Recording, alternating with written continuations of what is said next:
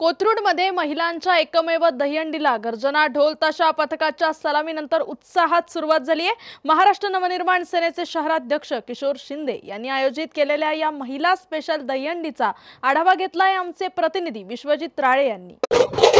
नमस्कार, मी विश्वजित, न्यूज अनकटमध्ये आपलं स्वागत आहे। तुम्ही पाहता की पुणे तिथं काय उणे असं म्हटलं जातं आणि दहीहंडीचा जो जल्लोष आहे, जो उत्साह आहे, हा पूर्ण शहरभर पाहायला मिळतोय।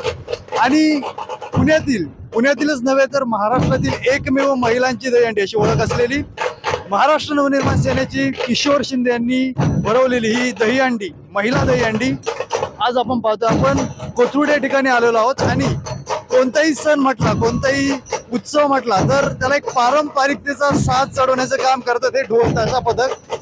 आणि या ढोल ताशा पथकांचा जो आवाज आपण ऐकतोय तर त्याच ढोल ताशा पथकांची माहिती देण्यासाठी ढोल ताशा पथकाचे गर्जना ढोल ताशा पथकाचे प्रमुख आज आपल्या सोबत आहेत। आपण जाणून घेऊयात ढोल ताशा पथकांविषयी। नमस्ते दादा। नमस्ते, स्वागत आहे न्यूज अनकट मध्ये। आपण पाहतो की कोणताही सण असू दे, कोणताही उत्सव असू दे, कोणत्याही सणाला एक पारंपरिकतेचा साथ चढवला जातो, तो ढोल ताशांनी चढवला जातो। आपल्या ढोल ताशा पथके उत्तमरित्या काम चाललंय, काय म्हणणं आहे तुमचं, काय सांगा? आपल्या हिंदू संस्कृतीमध्ये ढोल ताशाचं अजून महत्व आहे।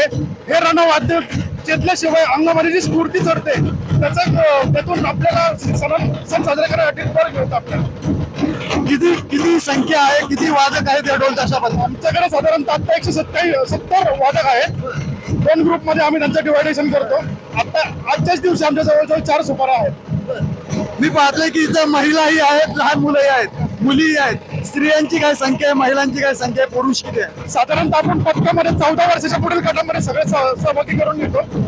महिला साधारणतः आपल्याकडे 60 महिलांचा समूह आहे, बाकीचे वरती 100 मुलं असतात। धन्यवाद दादा, तुम्ही ही माहिती दिली ढोल ताशा पथकाची। आपण पाहू शकतो की गर्जना ढोल ताशा पथक ही जी महिला दहीहंडी आपण पाहतोय तर या महिला दहीहंडीसाठी एक पारंपरिकतेचा साथ चढवण्याचं काम हे ढोल ताशा पथक करत आहेत।